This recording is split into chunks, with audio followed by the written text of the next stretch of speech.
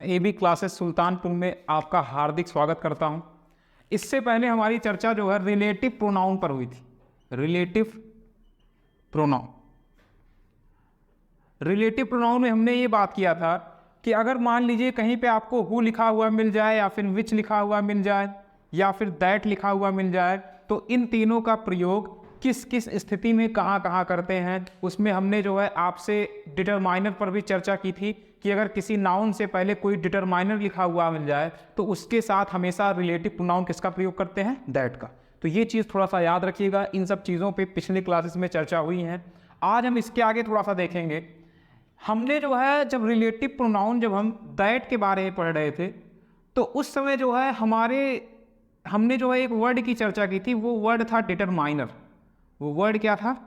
Determiner. थोड़ा determiner को समझते हैं, क्योंकि जो डिटरमाइनर टॉपिक है इसमें कुछ ऐसे कॉन्सेप्ट्स हैं जो प्रोनाउन से रिलेट करते हैं, इसीलिए हम डिटरमाइनर और प्रोनाउन दोनों को साथ साथ पढ़ते चलेंगे। तो थोड़ा सा डिटरमाइनर के बारे में जानते हैं कि इनका यूज़ कहाँ करते हैं, कब ये किसकी तरह काम करते हैं, कि पार्ट ऑफ स्पीच क्या होती है। थोड़ा इन सब चीज़ों के बारे में जानेंगे। पहली बात तो ये जान लीजिए कि जो डिटरमाइनर होता है, हमने कल ही आपको बताया था कि डिटरमाइनर जो होता है इसका प्रयोग नाउन से जस्ट पहले करते हैं। डिटरमाइनर का प्रयोग कहाँ करते हैं? नाउन से जस्ट पहले। अगर मान लीजिए कोई नाउन है, उससे पहले कोई वर्ड लिख दें, चाहे ईच लिख दें, चाहे आइदर लिख दें, चाहे नाइदर लिख दें, चाहे एवरी लिख दें, ये सब हमने कल आपको लिखाया था। अभी आज उस पर फिर से चर्चा होगी कि डिटरमाइनर का प्रयोग कहाँ करते हैं? नाउन से जस्ट पहले। ये जो डिटरमाइनर वर्ड होता है ये इसी नाउन के बारे में बताता है, नाउन को क्वालिफाई करता है। और वहाँ पे हमने बताया था कि अगर किसी नाउन से पहले कोई डिटरमाइनर आ जाए तो इसके बाद जो रिलेटिव प्रोनाउन आएगा वो हमेशा क्या होगा? दैट होगा। इसके बाद जो रिलेटिव प्रोनाउन आएगा वो हमेशा क्या होगा? दैट। ये चीज़ें थोड़ा सा ध्यान रखिएगा। अब इसके आगे हम थोड़ी सी चर्चा करेंगे। मान लीजिए हमने आपको क्या बताया है कि एक टर्म होता है डिटरमाइनर। एक टर्म होता है डिटरमाइनर।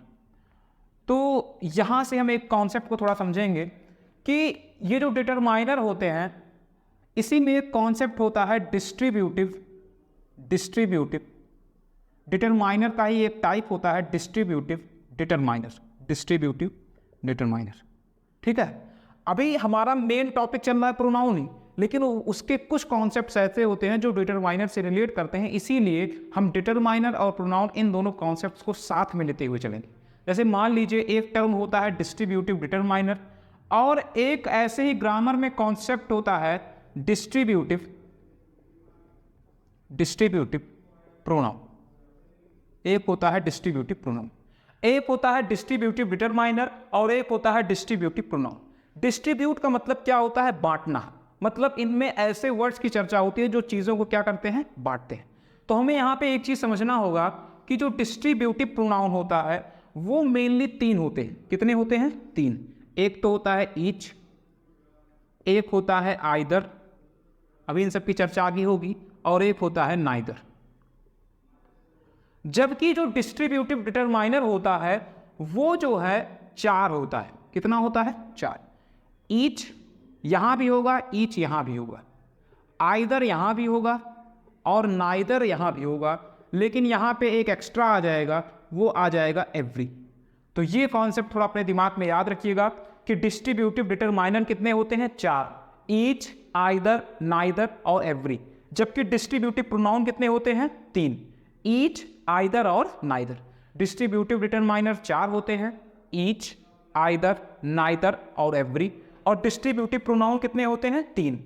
ईच, आइदर और नाइदर। अर्थात एवरी का प्रयोग कभी भी प्रोनाउन के तौर पर नहीं किया जा सकता है। इसका प्रयोग होगा तो केवल और केवल डिटरमाइनर के तौर पर, अर्थात इसका प्रयोग हम हमेशा नाउन से जस्ट पहले करेंगे। और पिछले क्लासेस में हमारी चर्चा हुई थी कि प्रोनाउन का प्रयोग कहाँ करते हैं? तो प्रोनाउन का जो प्रयोग करते हैं वो नाउन के स्थान पर करते हैं, जबकि डिटरमाइनर का प्रयोग नाउन से पहले करते हैं। तो ये चीज़ थोड़ा सा याद रखिएगा कि प्रोनाउन का जो प्रयोग है वो नाउन के स्थान पर किया जाता है, और डिटरमाइनर का प्रयोग नाउन से जस्ट पहले किया जाता है। तो थोड़ा इन सब चीज़ों को हम समझेंगे। तो डिस्ट्रीब्यूटिव डिटरमाइनर कितने होते हैं? चार। ईच, आइदर, नाइदर और एवरी। जबकि डिस्ट्रीब्यूटिव प्रोनाउन कितने होते हैं? तीन। ईच, आइदर और नाइदर। अब सबसे पहले हम इसमें जो है ईच का प्रयोग पढ़ेंगे, फिर आइदर का प्रयोग पढ़ेंगे, फिर नाइदर का प्रयोग पढ़ेंगे। अगर इन तीनों का प्रयोग हम पढ़ लेंगे तो हमारा डिस्ट्रीब्यूटिव प्रोनाउन भी कवर हो जाएगा और डिस्ट्रीब्यूटिव डिटरमाइनर भी कवर हो जाएगा। फिर एक एक्स्ट्रा हम पढ़ेंगे एवरी, और एवरी को पढ़ते ही हमारा चारों डिस्ट्रीब्यूटिव डिटरमाइनर और तीनों डिस्ट्रीब्यूटिव प्रोनाउन क्या हो जाएंगे, कंप्लीट हो जाएंगे। तो इसमें आप पहले हेड डालिएगा use of each, use of each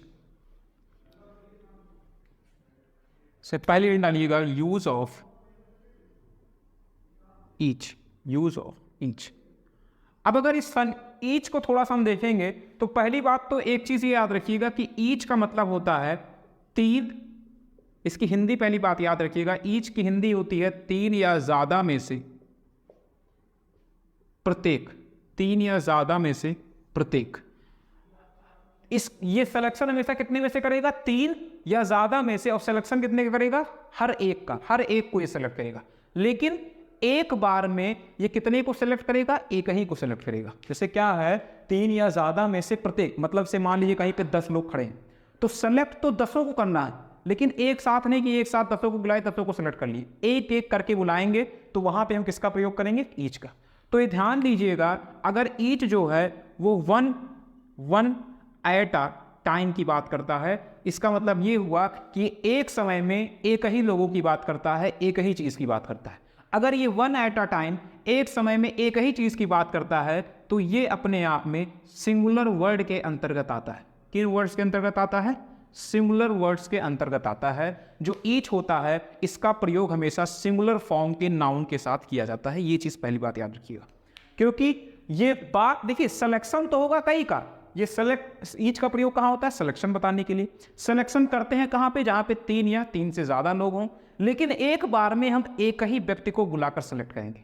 इसीलिए ये एक बार में एक ही व्यक्ति की बात करता है, इसीलिए कैसा वर्ड है, सिंगुलर वर्ड के अंतर्गत आता है। ये किस वर्ड के अंतर्गत आता है, सिंगुलर। जैसे मान लीजिए अगर हम यहां पे लिखना चाहें कि ईच बॉय या फिर बॉयज इज या फिर are ready to play hockey. मान लीजिए ये सेंटेंस हमने लिख दिया, ईच बॉय या फिर बॉयज इज या are ready to play hockey. तो अगर आप इस सेंटेंस को देखेंगे तो ईच कैसा वर्ड है, सिंगुलर वर्ड है। अगर ये सिंगुलर वर्ड है तो इसके साथ नाउन कैसा आएगा, सिंगुलर आएगा।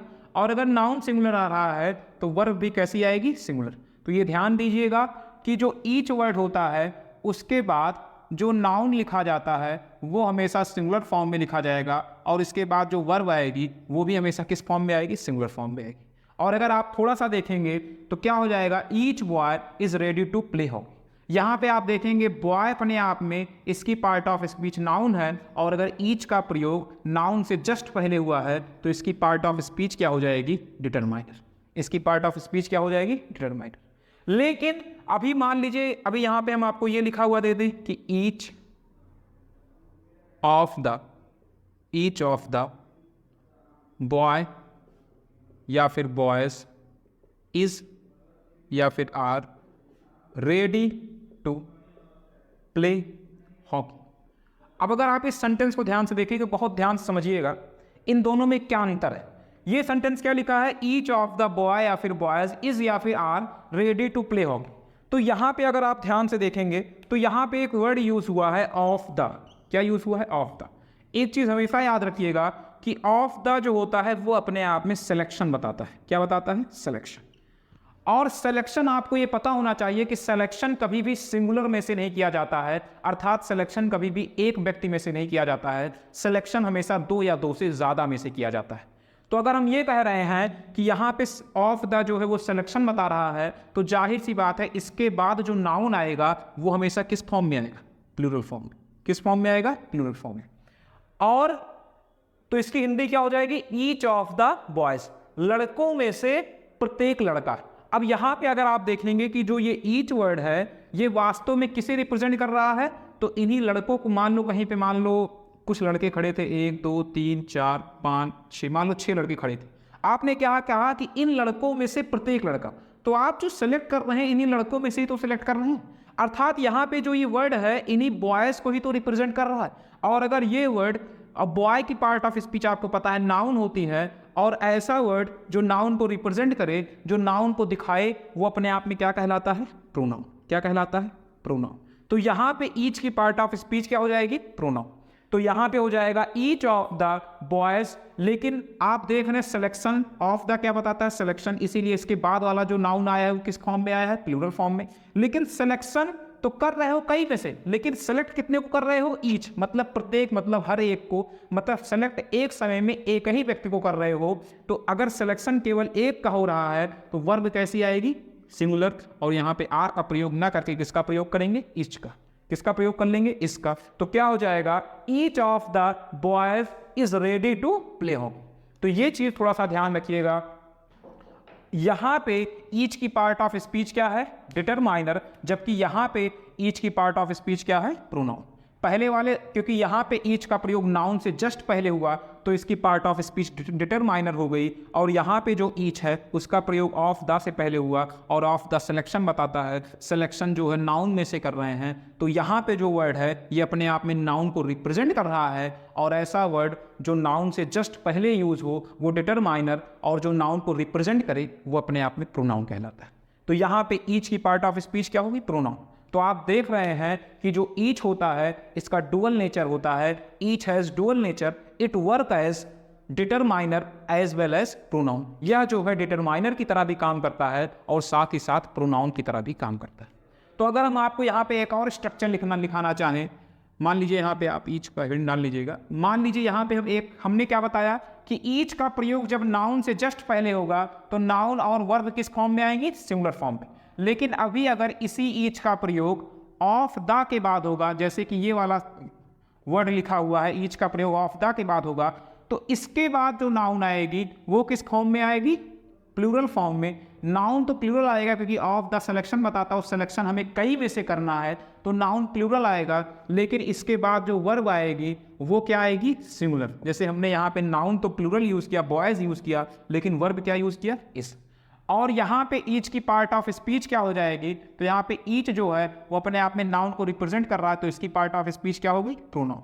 तो आप देख रहे हैं एक सेंटेंस में ईच डिटरमाइनर की तरह काम कर रहा है। जब इसका प्रयोग नाउन से जस्ट पहले हुआ तो ये डिटरमाइनर की तरह काम कर रहा है, और अगर इसका प्रयोग नाउन के स्थान पर हुआ अर्थात ये नाउन को रिप्रेजेंट कर रहा है तब ये किसी तरह काम कर रहा है? प्रोनाउन। तो ये दोनों स्ट्रक्चर थोड़ा सा याद रखिएगा कि अगर ईच का प्रयोग जो है नाउन से जस्ट पहले होगा तो वो डिटरमाइनर कहलाएगा। यहाँ पे ये क्या कहलाएगा? डिटरमाइनर।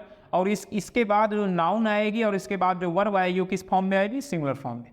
जबकि अगर ईच का प्रयोग ऑफ द से पहले होगा तो यहाँ पे इसकी पार्ट ऑफ स्पीच प्रोनाउन कहलाएगी, और इसके बाद नाउन तो प्लूरल आएगा लेकिन वर्ब किस फॉर्म में आएगी? सिंगुलर फॉर्म में आएगी। वर्ब इसके बाद सिंगुलर फॉर्म में आएगी। तो ये चीज़ें थोड़ा याद रखिएगा। अभी इन पे हम और भी एग्जाम्पल्स की चर्चा कर रहे हैं। जैसे मान लीजिए, इसको हम इरेज कर दें। जैसे मान लीजिए हमने यहाँ पे एक सेंटेंस लिख दिया कि ईच ऑफ द वर्कर या फिर वर्कर्स हैज या फिर हैव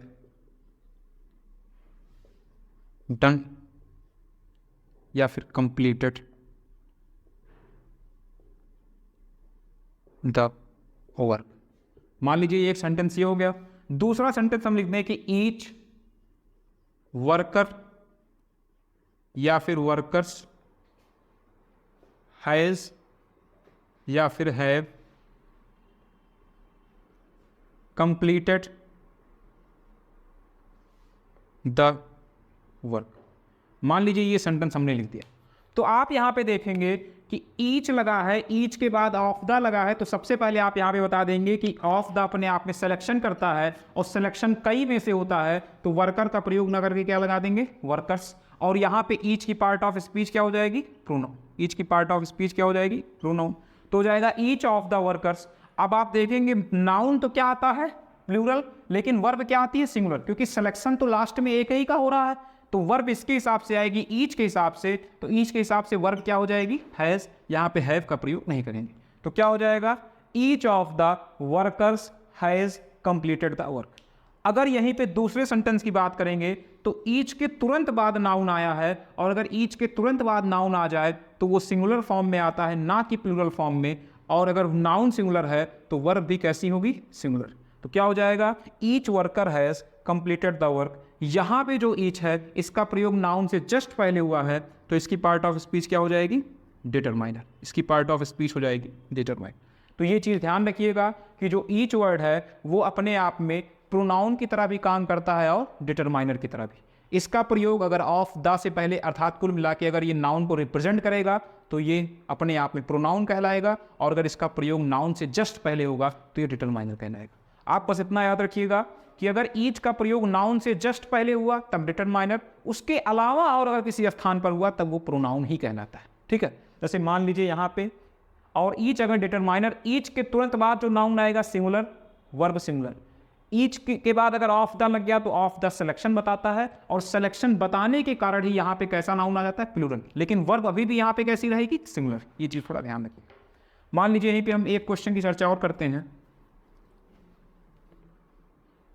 कि I have 10 students and each is या फिर are ready to complete this task. मान लीजिए ये सेंटेंस हमने बना दिया, I have 10 students and each is या are ready to complete this task. अब अगर आप इस सेंटेंस को देखेंगे कि यहाँ पे कितने स्टूडेंट्स हैं? 10 स्टूडेंट्स हैं। एंड और ईच का मतलब प्रत्येक या काम करने के लिए तैयार है। तो सबसे पहले ही बात तो आप यहाँ पे देखेंगे कि जो ईच वर्ड है इसके बाद ईच कैसा वर्ड होता है? Singular word. तो इसके बाद जो नाउन आएगी कैसी आएगी? सिंगुलर। तो क्या हो जाएगा? Each is. इसमें तो कोई दिक्कत नहीं है। अब यहाँ पे अगर हम आपसे ये पूछे कि ईच की पार्ट ऑफ स्पीच क्या है, तो आप थोड़ा सा अगर दिमाग लगाएंगे, सीधा एक तो नियम याद रखेंगे कि अगर ईच का प्रयोग नाउन से जस्ट पहले हुआ तो डिटरमाइनर, और अगर नाउन से जस्ट पहले नहीं हुआ और किसी स्थान पर हुआ तो प्रोनाउन। तो पहली बात तो अगर यहाँ पे नाउन से जस्ट पहले नहीं यूज हुआ है तो ये क्या कहलाएगा? प्रोनाउन। और दूसरी चीज़, आप अगर यहाँ पे थोड़ा सा और दिमाग लगाएंगे तो देखेंगे आई हैव 10 स्टूडेंट्स, मेरे पास 10 स्टूडेंट्स हैं, एंड ईच और प्रत्येक। अब आप देखेंगे कि जो ईच वर्ड है ये किन्हें रिप्रेजेंट कर रहा है? इन्हीं स्टूडेंट्स को।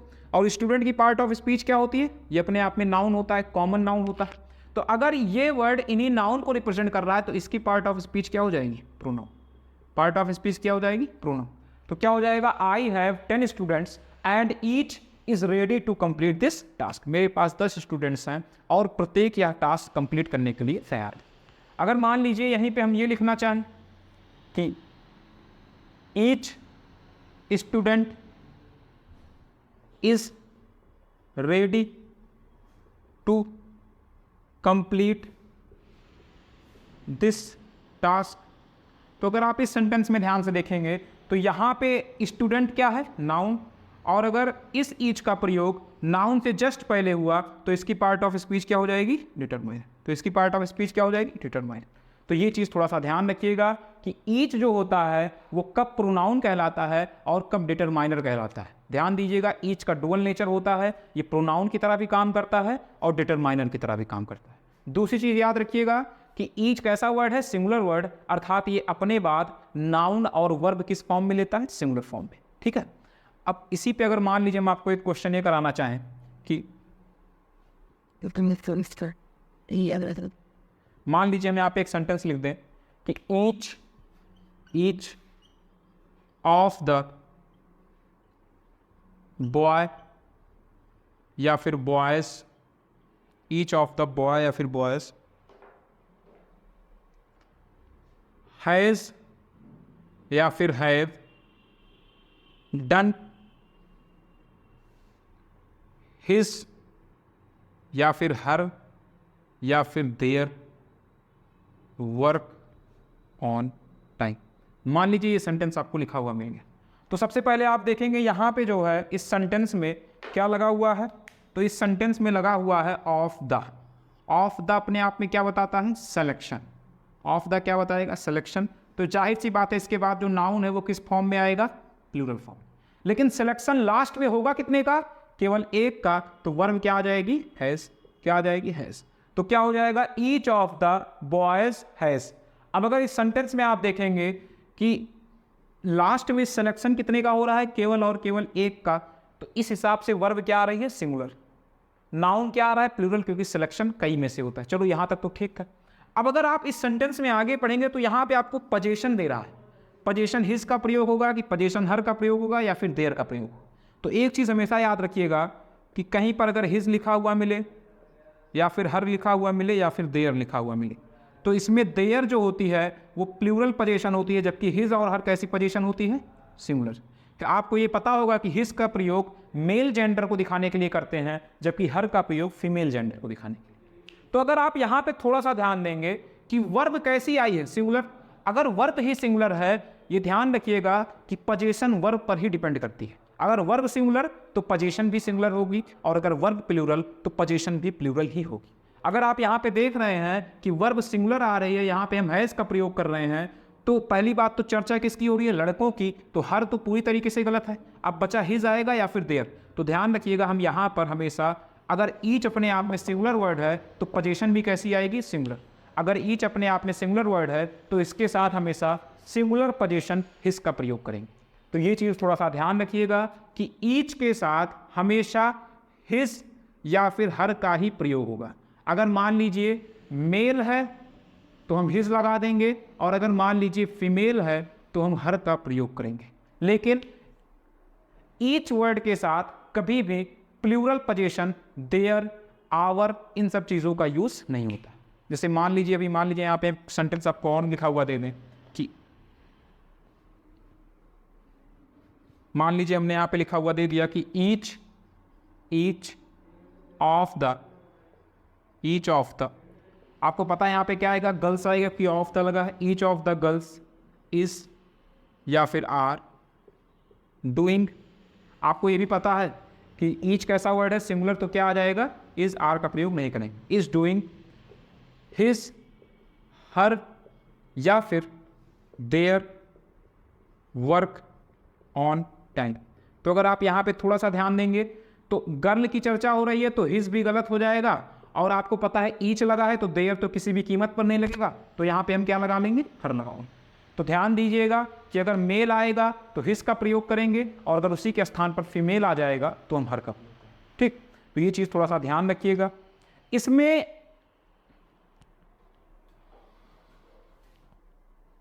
है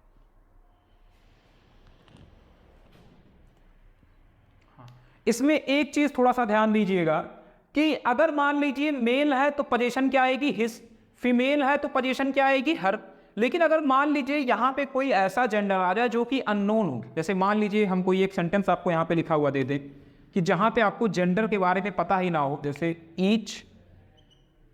each of the students, each of the students is या फिर आर डूइंग हिज, हर या फिर देयर वर्क ऑन टाइम। अब यहां पे आप देख रहे होंगे पहली बात तो ईच के बाद क्या लगा है, ऑफ द। तो मतलब ईच की पार्ट ऑफ स्पीच क्या हो गई, प्रोनाउन। और ऑफ द के बाद जो नाउन आएगा किस फॉर्म में, प्लूरल। ये भी सही है। लेकिन वर्ब कैसी आएगी, सिंगुलर। वर्ब आ जाएगी सिंगुलर। वर्ब सिंगुलर तो पोजीशन भी सिंगुलर। अब स्टूडेंट्स के बारे में क्या पता है, उसका जेंडर पता है। स्टूडेंट्स में मेल भी हो सकते हैं और फीमेल भी। तो ध्यान दीजिएगा अगर हमें जेंडर के बारे में नहीं पता है तो देखिए देयर तो बिल्कुल नहीं लगाएंगे क्योंकि ईच कैसा वर्ड है, सिंगुलर। तो अगर हमें जेंडर के बारे में नहीं पता होता है तो उस स्थिति में हम हिज का प्रयोग भी सही करते हैं और हर का प्रयोग भी। लेकिन अगर मान लीजिए ऑप्शन देता है ए एंड बी बोथ, तो दोनों सही हैं। लेकिन अगर मान लीजिए कहता है कोई एक ही चूज करो, तो हम फर्स्ट प्रेफरेंस हमेशा हिज को देंगे। इसमें फर्स्ट प्रेफरेंस हमेशा हिज को देंगे, जबकि सेकंड प्रेफरेंस जो है वो हर को दिया जाएगा। तो ये चीज़ थोड़ा सा ध्यान रखिएगा कि अगर कोई ऐसा सेंटेंस आ, जैसे मान लो स्टूडेंट्स लिख दे, वर्कर्स लिख दे, इंजीनियर्स लिख दे, डॉक्टर्स लिख दे, अर्थात ऐसे वर्ड जिनमें हमें जो है उसके जेंडर के बारे में कुछ भी नहीं पता होता है, तो उनकी पोजीशन बताने के लिए हम फर्स्ट प्रेफरेंस में हिज को यूज़ करते हैं और सेकंड प्रेफरेंस में हर को यूज़ करते हैं। तो ये चीज़ थोड़ा सा ध्यान रखिएगा कि डिस्ट्रीब्यूटिव प्रोनाउन और डिस्ट्रीब्यूटिव डिटरमाइनर के अंतर्गत ईच आता है। कब ये डिटरमाइनर कहलाएगा, जब ये नाउन से जस्ट पहले यूज होगा, और कब ये प्रोनाउन कहलाएगा, जब ये नाउन के स्थान पर यूज होगा। दूसरी चीज़ हमेशा याद रखिएगा कि जो ईच होता है ये अपने आप में एक सिंगुलर वर्ड होता है, और सिंगुलर वर्ड होने के कारण इसके साथ जो वर्ब होती है वो सिंगुलर वर्ब का इस्तेमाल करते हैं, और सिंगुलर वर्ब आती है तो इसके साथ पोजीशन भी कैसा आएगा, सिंगुलर आएगा। अगर मेल है तो हिज का प्रयोग करेंगे, फीमेल है तो हर का प्रयोग करेंगे, और अगर मान लीजिए कोई ऐसा वर्ड आ जाता है जिसमें जेंडर के बारे में हमें जानकारी नहीं होती है तो वहाँ पे फर्स्ट प्रेफरेंस हिज को देते हैं, जबकि सेकंड प्रेफरेंस हम हर को देते हैं। ये चीज़ थोड़ा सा ध्यान रखिएगा। और अगर ईच का प्रयोग नाउन से जस्ट पहले आएगा तो ये डिटरमाइनर कहलाएगा, और अगर इसका प्रयोग नाउन के स्थान पर होगा तब ये प्रोनाउन कहलाएगा। तो इतनी बातों को जो है थोड़ा सा याद रखिएगा यूज ऑफ ईच में। आगे हमारी चर्चा आइदर पर होगी, उसके बाद हम नाइदर पे चर्चा करेंगे। हर एक वर्ड को अच्छे से समझते चलेंगे, क्योंकि स्पॉटिंग द एरर में इन सब चीज़ों से कई बार क्वेश्चन पूछे जाते हैं, तो इन सब चीज़ों को थोड़ा सा याद रखिएगा। इसके आगे हमारी चर्चा आइदर पर और नाइदर पर, ठीक है। अभी तक के लिए इतना ही, और बाकी चर्चाएं हमारी आगे वाली क्लासेस में लगातार चलती रहेंगी। टेक्निकल इशू की वजह से एक आध दो दिन जो है क्लासेस कभी कभी हो जाती है, नहीं तो रेगुलर जो है क्लासेस अपलोड होंगी, और कुछ ही समय में जो है मैथ की क्लास और हिंदी क्लास, अन्य क्लासेस भी इसी चैनल पर आपको दी जाएंगी, ठीक है। और चैनल को अधिक से अधिक सब्सक्राइब कीजिए, और जो है सब्सक्राइबर जितने ज़्यादा होंगे उतनी ही हम जो है और थोड़ा प्रयास करेंगे मैथ की क्लास चाहे हिंदी क्लास, ये सारी क्लासेस जो है रेगुलर चलेंगी, ठीक है। अभी तक के लिए धन्यवाद।